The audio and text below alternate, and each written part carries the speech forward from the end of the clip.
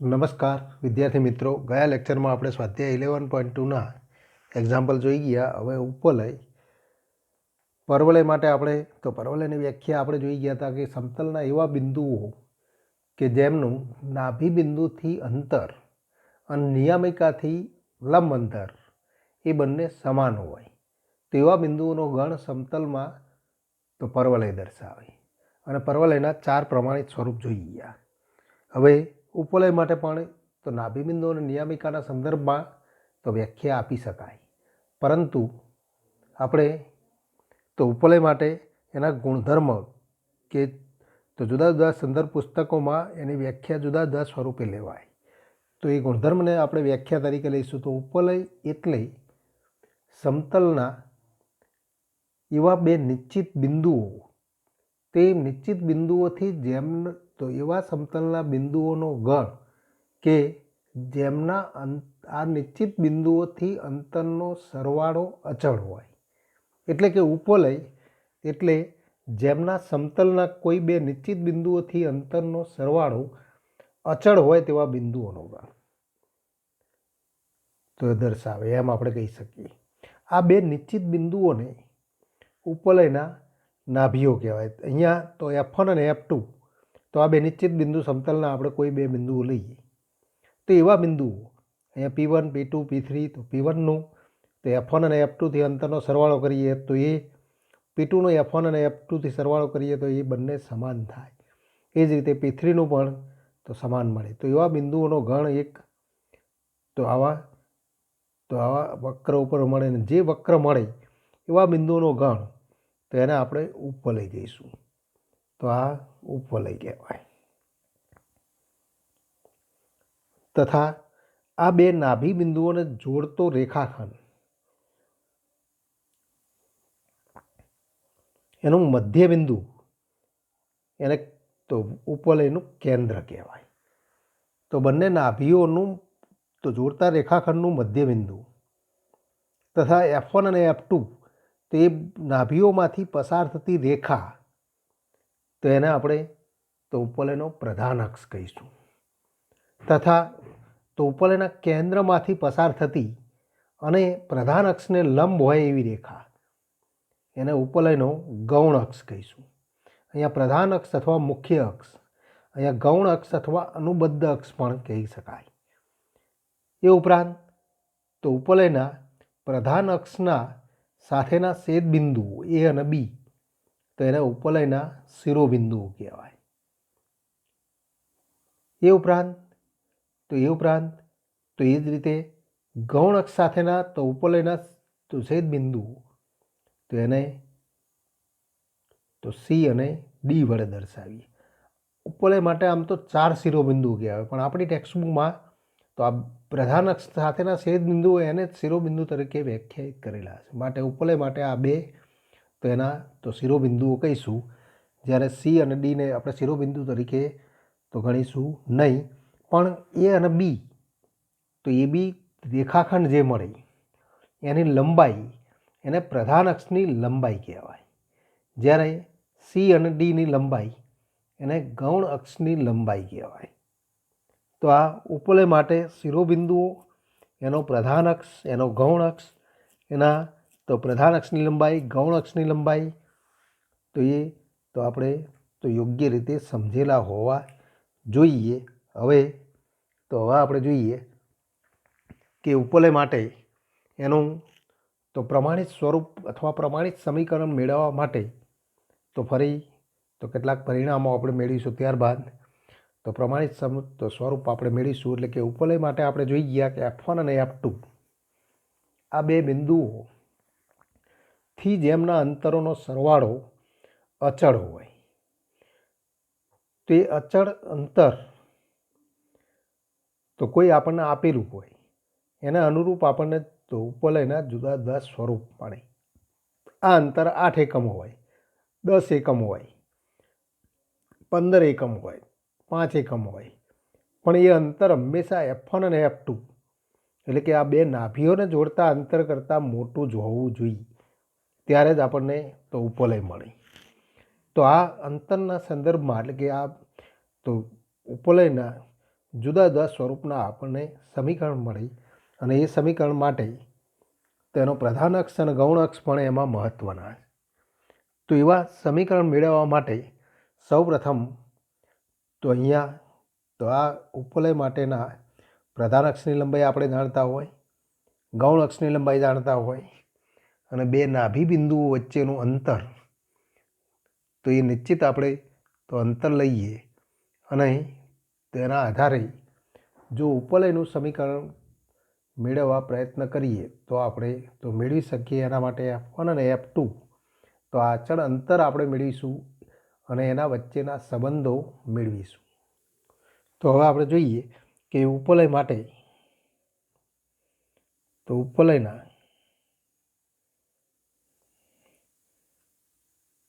પ્રધાન અક્ષની લંબાઈ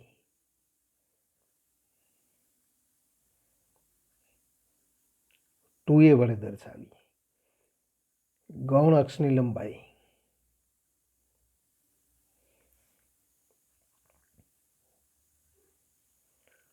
ટુ બી તથા બંને નાભી બિંદુઓ F1 અને F2 તો એના વચ્ચેનું અંતર, બે નાભીઓ વચ્ચેનું અંતર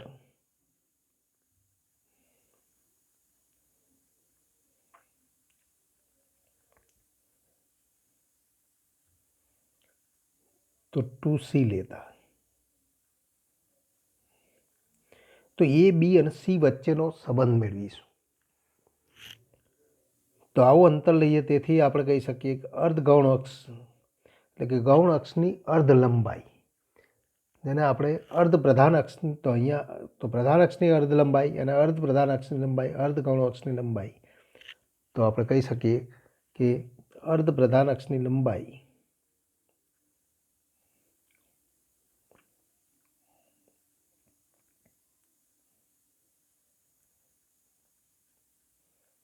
એ અર્ધ ગૌણ અક્ષની લંબાઈ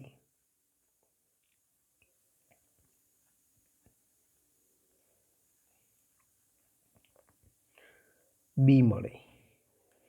હવે એ અને બી અને સી વચ્ચેનો સંબંધ આપણે મેળવવો. એના માટે આપણે અહીંયા ઉપવલય દોરીએ તો આ પ્રમાણે આપણે કોઈ ઉપવલય દોરીએ કે બે નાભી બિંદુઓ F1 અને F2 એના સંદર્ભમાં જો કોઈ ઉપવલય લેવામાં આવે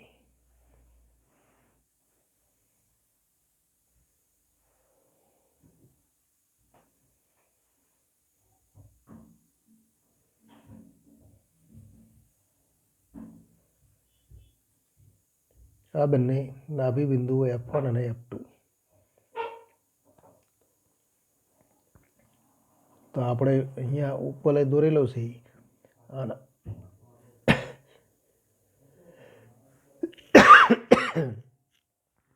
તો એ બી અને સી અને ડી તો આના આપણે તો બિંદુ સી કહીશું, આના આપણે ડી બિંદુ કહીએ. તો એ અને બી વચ્ચેનું અંતર તો એને આપણે 2A કહીશું. આ F1 અને F2 ઉપવલયના નાભી બિંદુઓ તો એના વચ્ચેનું અંતર તો એ અંતરને આપણે 2C વડે દર્શાવીએ અને એના ગૌણ અક્ષ એની લંબાઈ એને આપણે 2B વડે દર્શાવીએ. તો એના વચ્ચેનો સંબંધ મેળવવો.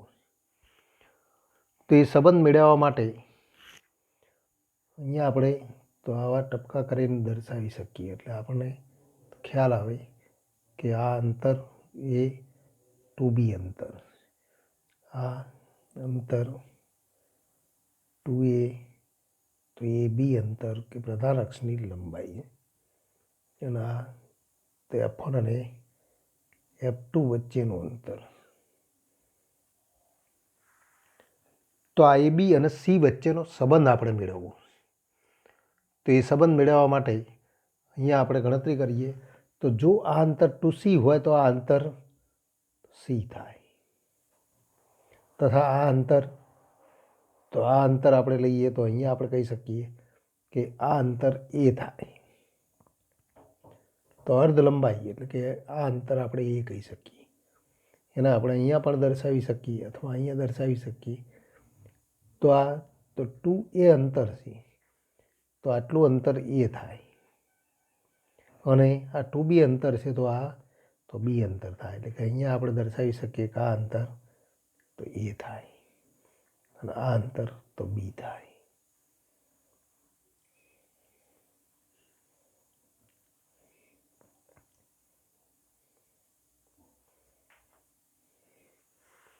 તો ટૂંકમાં આપણે એ બી અને સી, તો આ સી અંતર આપણને મળે અથવા આ અંતરને આપણે સી વડે દર્શાવી શકીએ, તો આ અંતર પણ સી થાય.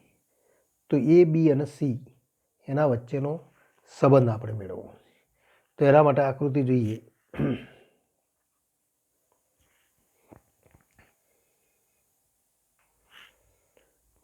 તો આપણે કહી શકીએ કે એ બી અને સી એટલે કે તો અર્ધ પ્રધાન અક્ષ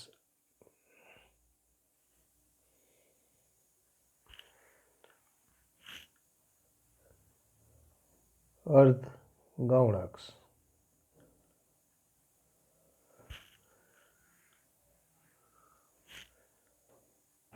તથા કેન્દ્રથી નાભી, તો કેન્દ્રથી નાભી વચ્ચેનો અંતર વચ્ચેનો સંબંધ. તો એ સંબંધ આપણે સૌ પ્રથમ મેળવીશું. તો ફરી આપણે ઉપવલય દોરી અને તો ગણતરી કરીએ. અહીંયા તો આપણે ઉપવલય દર્શાવીએ. તો ઉપવલય માટે તો પ્રધાન અક્ષની લંબાઈ, એના ગૌણ અક્ષની લંબાઈ, અર્ધ પ્રધાન અક્ષની લંબાઈ, અર્ધ ગૌણ અક્ષની લંબાઈ. તો એનો અર્થ આપણે જોઈએ. તો અહીંયા આપણે જોઈએ આ F1 અને આ F2.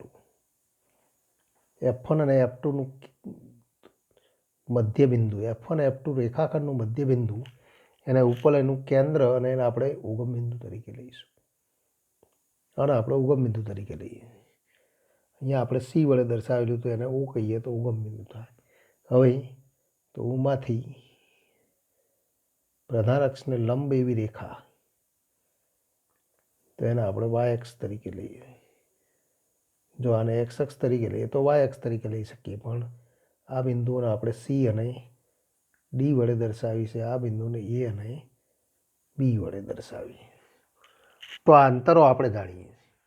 તો અહીંયા આપણે કહી શકીએ કે ઓ F2 અંતર ઇક્વલ ટુ સી, આ આખું અંતર એ. તો માટે આપણે કહી શકીએ કે આ અંતર તો F2 અને બી વચ્ચેનું અંતર, તો આ અંતર આપણને મળે કે એ માઇનસ તો સી મળે. આ અંતર તો સી મળે.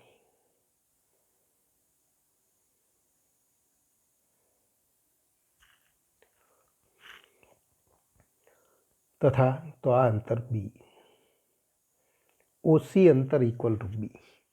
તો આ ત્રણ વચ્ચેનો સંબંધ આપણે મેળવવો.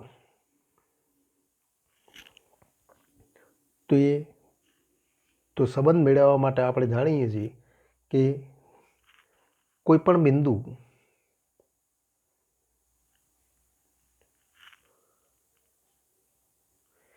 તો અહીં આપણે કહી શકીએ કે ઉપવલય ઉપરનું કોઈ પણ બિંદુ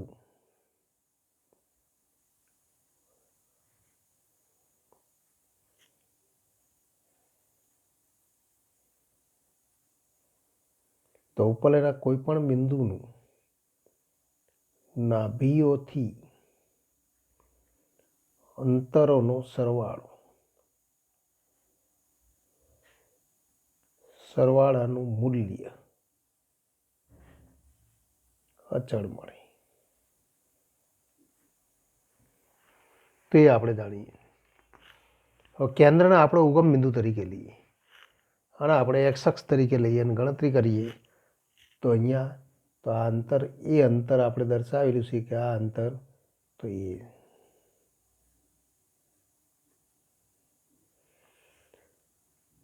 તો આ કેન્દ્રથી નાભીઓ વચ્ચેનું તો ઉપવલયનું કોઈ પણ બિંદુનું નાભીઓથી અંતરનો સરવાળો, કોઈ બિંદુ પી લઈએ તો પી F1 પ્લસ પી તો F2 અને ઇક્વલ ટુ અચળ મળે. તો એ અંતર કેટલું મળે? તો એ આપણે બિંદુ તો મેળવીશું.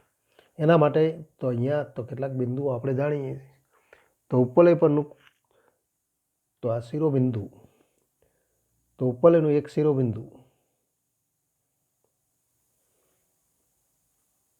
શિરોબિંદુ, બી માટે આપણે કહી શકીએ કે બી અંતર ઇક્વલ ટુ તો એ થાય. પણ આપણે તો આ બી બિંદુનું નાભીઓથી અંતરનો સરવાળો એટલે કે F1B પ્લસ, તો માટે F1B પ્લસ F2B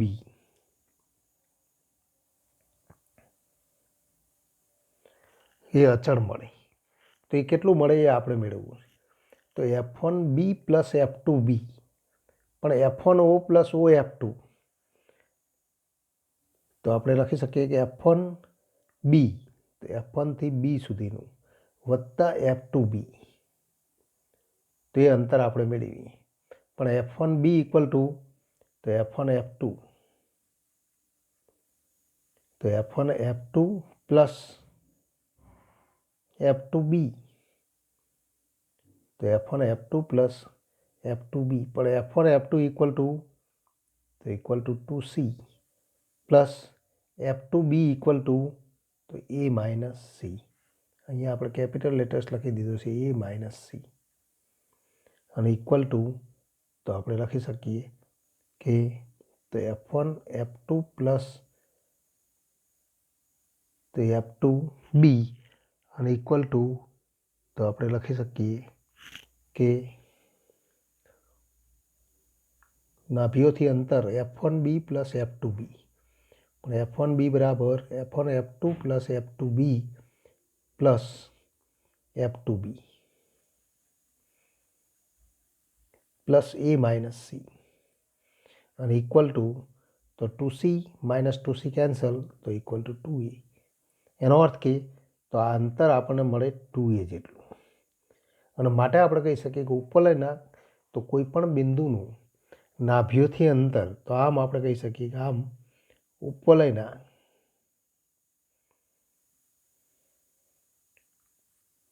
કોઈ પણ બિંદુનું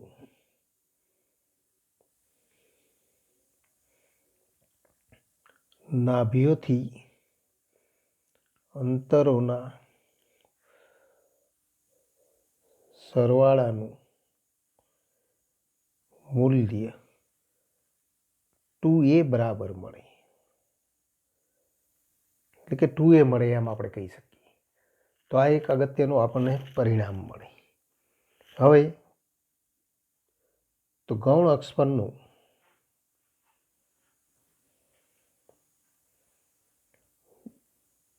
તો કોઈ બિંદુ C લો. એક અંત્ય બિંદુ, ગૌણ અક્ષ પરનું અંત્ય બિંદુ આપણે લખવાનું છે.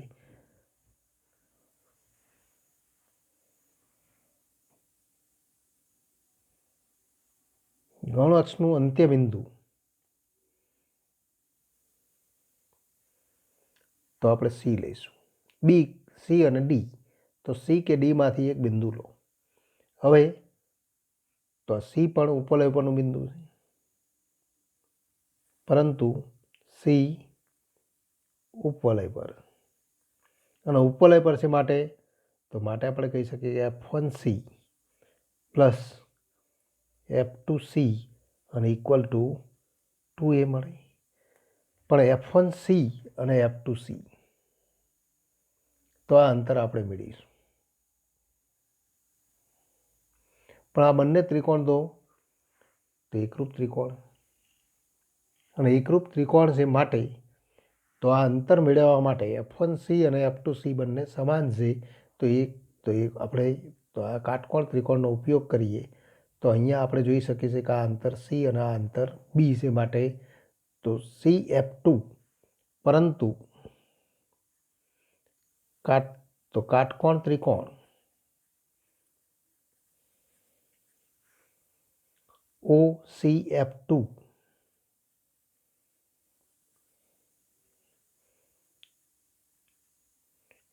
તો F2C ઇક્વલ ટુ તો વર્ગમૂળમાં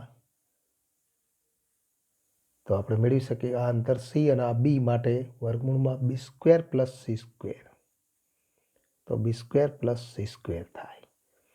તે જ રીતે CF1 અથવા F1C ઇક્વલ ટુ પણ તો વર્ગમૂળમાં B square plus C square મળી. તો આ અંતર વર્ગમૂળમાં B square plus C square મળી. આ અંતર પણ વર્ગમૂળમાં B square plus C square મળી.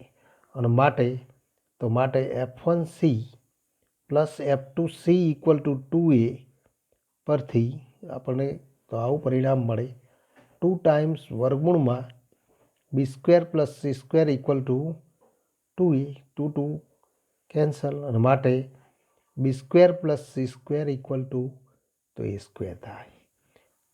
તો ઉપવલય માટે એક અગત્યનું પરિણામ મળે એ બી અને સી વચ્ચેનો સંબંધ દર્શાવતું પરિણામ B square plus C square equal to A square.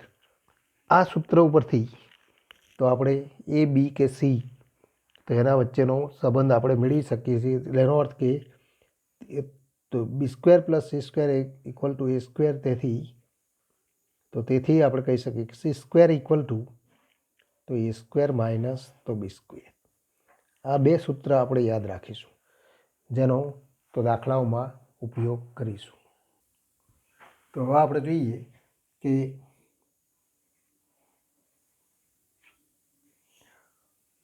તો ઉપવલયના એક વિશિષ્ટ વિકલ્પ સ્વરૂપે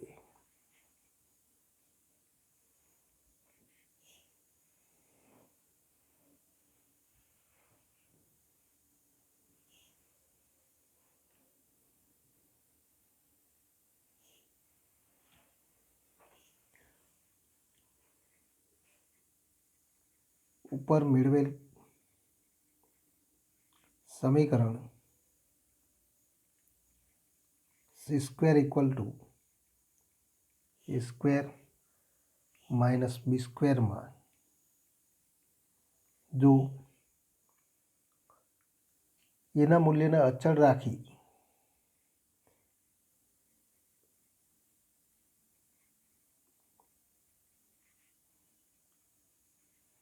સીના મૂલ્યને આપણે બદલતા રહીએ, તો સીના મૂલ્યને 0 થી એ સુધી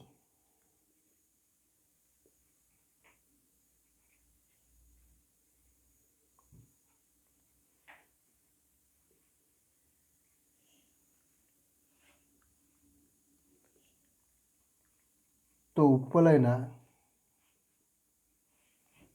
વિવિધ પ્રકારના તો આકાર મળે, એટલે કે ઉપવલયના આકાર બદલાશે એમ આપણે કહી શકીએ. પણ જો સી ઇક્વલ ટુ 0 લઈએ તો 0 equal to A square minus B square અને implies A square equal to B square થાય. અને A square equal to B square થાય તો આપણે કહી શકીએ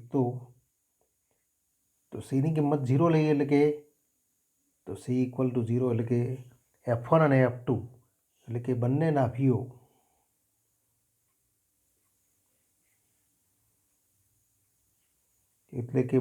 નાભીઓ એક જ બિંદુમાં તો મળી જાય. તો કયા બિંદુમાં મળી જશે? તો કેન્દ્રમાં મળી જાય. તો બંને નાભી બિંદુઓ કેન્દ્રમાં મળી જાય તો આપણને તો A square equal to B square થાય. તથા ઉપવલય અને ઉપવલય એ વર્તુળમાં પરિવર્તિત થાય, એટલે કે ઉપવલય એ વર્તુળ બની જશે. આમ વર્તુળ પણ એક શંકુ એમ કહી શકીએ. તો આ બે વિશિષ્ટ વિકલ્પ આપણે તો સમજવાના હતા. હવે તો બીજો વિકલ્પ લઈએ. નંબર 1 આ વિકલ્પ આપણે લીધો. બીજો વિકલ્પ, જો C = A હોય તો Bની કિંમત 0 થાય. પણ B = 0 થાય એનો અર્થ કે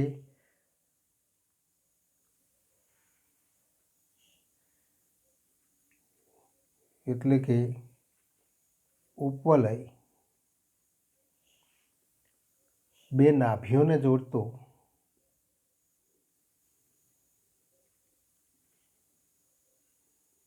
જોડતા રેખાખંડ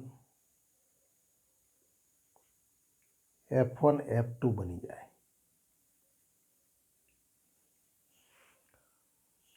જે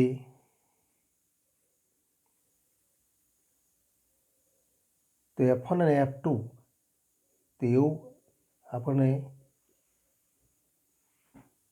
તો એક રેખાખંડમાં રૂપાંતર પામે, જે ઉપવલયનું એક તો આપણે વિસર્જિત સ્વરૂપ પણ કહી શકીએ. આમ તો ઉપવલયનું વિસર્જિત સ્વરૂપ એક બિંદુ પણ થાય. અને તો F1 અને F2 એટલે કે એક રેખાખંડ પણ તો અહીંયા તો રૂપાંતર મળે એમ આપણે કહી શકીએ. જેને આપણે ઉપવલયના કોઈ તો વિસર્જિત સ્વરૂપે તો બિંદુ મળે એમ આપણે જાણીએ છીએ. તો ઉત્કેન્દ્રતા પરવલય માટે આપણે જોઈ ગયા હતા. પરવલયની ઉત્કેન્દ્રતા 1, કારણ કે તો પરવલય માટે એની ઉત્કેન્દ્રતાનું મૂલ્ય 1 મળે. નાભિબિંદુ અને નિયામિકા તો પરવલય ઉપરના બિંદુનું નાભિબિંદુથી અંતર અને નિયામિકાથી લંબ અંતર એનો ગુણોત્તર, એને તો પરવલયની તો ઉત્કેન્દ્રતા કહેવાય. પણ ઉપવલય માટે ઉત્કેન્દ્રતાની વ્યાખ્યાન તો અહીંયા આપણે એ સ્વરૂપે ન આપી શકીએ, કારણ કે ઉપવલય માટે એનું નિયામિકાનું સમીકરણ આપણે તો મેળવેલા નથી. માટે તો ઉપવલયના તો કેન્દ્રનું એક નાભિથી અંતર અને કેન્દ્રથી એક શિરોબિંદુના અંતરનો ગુણોત્તર, તેને આપણે ઉપવલયની તો ઉત્કેન્દ્રતા કહીશું. તો ઉપવલયની ઉત્કેન્દ્રતા એની વ્યાખ્યા આપણે કહી શકીએ કે ઉપવલયના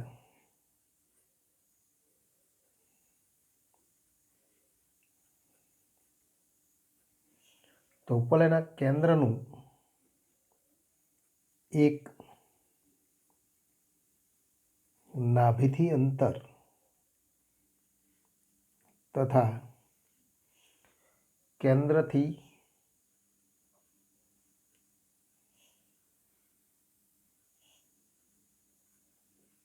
એક શિરોબિંદુના અંતરના ગુણોત્તરને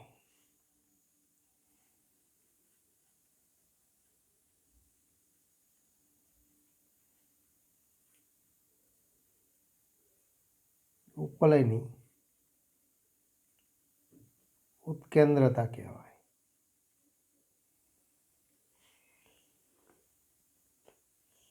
ઉત્કેન્દ્રતાને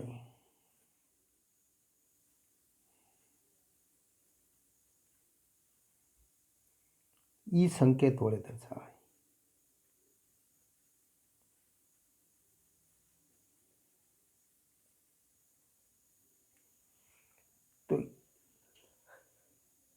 તો એને આપણે ઈ વડે દર્શાવીશું. આમ આપણે કહી શકીએ કે આમ ઈ = તો ઉપવલયના કેન્દ્રનું એક નાભિથી અંતર, પણ કેન્દ્રનું નાભિથી અંતર તો C થાય, અપોન ઉપવલયના કેન્દ્રથી એક શિરોબિંદુનું અંતર તો એ વડે દર્શાવાય. માટે ઈ = C/A મળે. જ્યાં A² તો B² + C², તો જ્યાં A² = B² + C². તો C² અને A² આપણે જાણીએ છીએ, તો ગુણોત્તરની મદદથી તો આપણે તો નિરૂપણ મેળવી શકીએ. પણ A² = B² + C² હોવાથી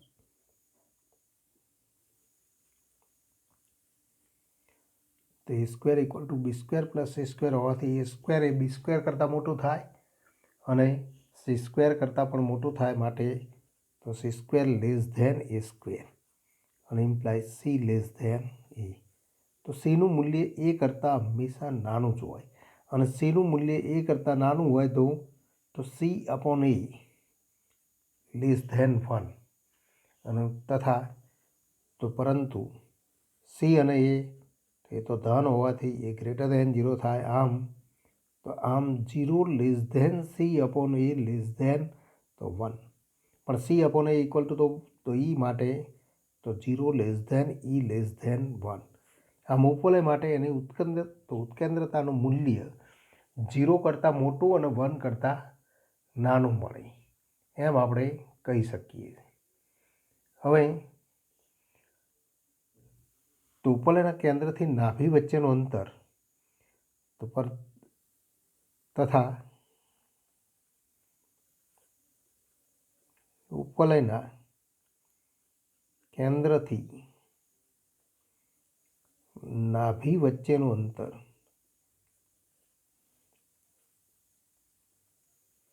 અને ઇક્વલ ટુ સી, તો સી આપણે લખી શકીએ ઇક્વલ ટુ એ ઇન્ટુ ઈ, અને માટે નાભીઓ વચ્ચેનું અંતર